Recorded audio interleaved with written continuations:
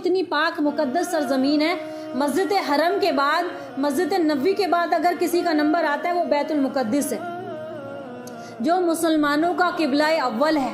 کہ وہ مقدس سرزمین جہاں پر انبیاء پیدا ہوئے، جہاں پر نبی بڑے ہوئے، اس مٹی میں کھیل کر اور وہاں پر انہوں نے تبلیغ فرمائی، اور جس کو حضرت عمر فاروق اعظم رضی اللہ تعالیٰ عنہ خلیفہ مسلمین جو ثانی ہیں، انہوں نے اس کو فتح کیا.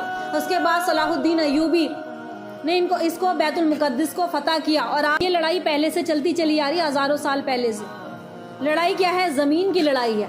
یہودی کہتے ہیں یہ ہمارا قبلہ ہے، عیسائی کہتے ہیں یہاں پر یہ ہماری جگہ ہے، کیونکہ یہاں پر مریم علیہ السلام نے، حضرت عیسیٰ علیہ السلام کی پیدائش ہوئی تھی اور مریم علیہ السلام یہاں عبادت کرتی تھی، یہ ہماری جگہ ہے.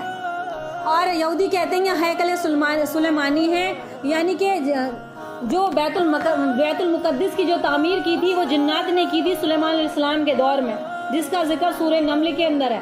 بیت المسجد اقصیٰ کی تعمیر کرنے والے کون تھے؟ جنات تھے. آج کے بڑے بڑے سائنٹسٹ بڑے تعجب ہیں کہ اتنے بڑے بڑے پتھر، اس ٹائم تو کوئی کرین نہیں تھی، کوئی گاڑیاں نہیں تھی، اس کو جنات نے بنایا تھا حضرت سلیمان علیہ السلام کے حکم کے مطابق.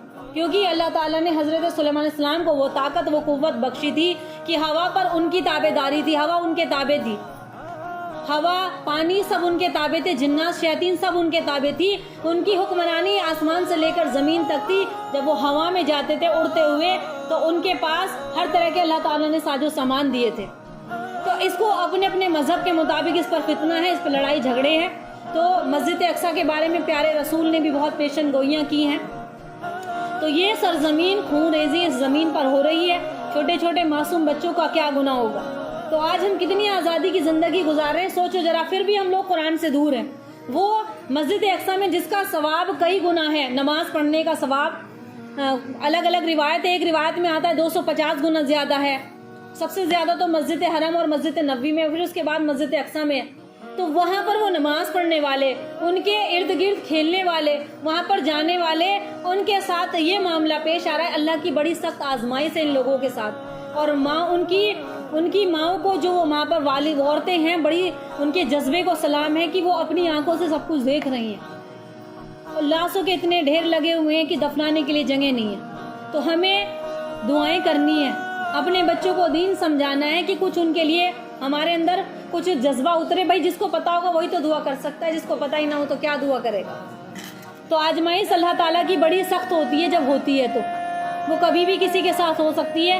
جیسے قرآن مجید میں آیات ہیں، پہلے پارے کی ہے کہ اس میں اللہ تعالیٰ نے جب بنی اسرائیل کا ذکر فرمایا، وہ گائے کو ذبح کرنے کا، اور گائے کی جو بچڑے کو معبود بنا لیا تھا بنی اسرائیل نے. تو موسیٰ علیہ السلام نبی بن کر آئے تھے. تو فرعون نے، اس وقت جو فرعون کا دور تھا، اس نے ہزاروں بچوں کو قتل کروایا تھا. ہزاروں مولود بچوں کو جو ابھی ابھی پیدا ہوئے تھے، جن کا کوئی گناہ نہیں تھا. کسی کاہن نے بتا دیا تھا فرعون کو کہ جو بچہ یہاں پیدا ہوگا تو وہ تیری سلطنت کو ختم کرنے والا ہوگا. تو جب جیسے ہی کوئی لڑکا پیدا ہوتا وہاں پر، تو فرعون کے سپاہی اس کو پکڑ کر لے کر آتے. وہ بڑی سخت آزمائش تھی کہ اس آزمائش میں اللہ تعالیٰ نے، دیکھو کتنی ماؤں کے لیے آزمائش ہوگی کہ لڑکی پیدا ہو تو چھوڑ دیا، لڑکا پیدا ہو تو ہزاروں بچے اس سال قتل ہوئے تھے جب موسیٰ علیہ السلام کی پیدائش کا دور تھا. اور اللہ تعالیٰ نے موسیٰ علیہ السلام کی پیدائش کہاں کرائی؟ فرعون کے محل میں. کہ مار کیسے مارے گا، کہ جہاں تمہاری عقلیں تھمتی ہیں اللہ تعالیٰ سب جاننے والا ہے. جب انسان کیا ہے، بڑا ناشکرا ہے اور بہت عقل چلاتا ہے اپنی. تو اللہ تعالیٰ نے حالانکہ ہر ایک چیز پیدا فرمائی. تو موسیٰ علیہ السلام کی پیدائش کہاں فرمائی؟ موسیٰ علیہ السلام پیدا ہوئے لیکن پرورش فرعون کے محل میں پائی. تو جو دشمن جس دشمن کا پتہ ہی نہیں چل پایا، فرعون کو اور موسیٰ علیہ السلام کا پتہ ہی نہیں چل پایا. اور اس کے بعد وہیں فرعون کے دربار میں موسیٰ علیہ السلام نے بڑے ہوئے، جوان ہوئے، اس کا لباس پہنا، شاہی کھانا کھایا، شاہی انداز میں پلے بڑھے، اور سارے زمانے کے بچوں کو قتل کرتا رہا کہ یہ موسیٰ ہے، یہ موسیٰ ہے، یہ موسیٰ، یہ قتل کرے گا، یہ قتل کرے گا مجھے. لیکن کچھ پتہ نہ چل پایا. عقل جب پتھر پڑ جاتے ہیں نا تو اسے کوئی صحیح راستہ دکھائی نہیں دیتا. اور اللہ سے مقابلہ کرتے ہیں لوگ، باغی بنتے ہیں. اللہ اور اس کے دین والوں سے، انبیاؤں سے مقابلہ کیا لوگوں نے. تو کیا ملا؟ کچھ نہیں ملا ان لوگوں کو. تا قیامت تک ان کے لیے لعنت فرماتا ہے زمانہ، ان پر لعنت ہے. تو کہنے کا مقصد یہ ہے کہ اللہ تعالیٰ، اللہ اور اس کے رسول کی فرما برداری کرو، اللہ ہمیں کامیابی دے گا۔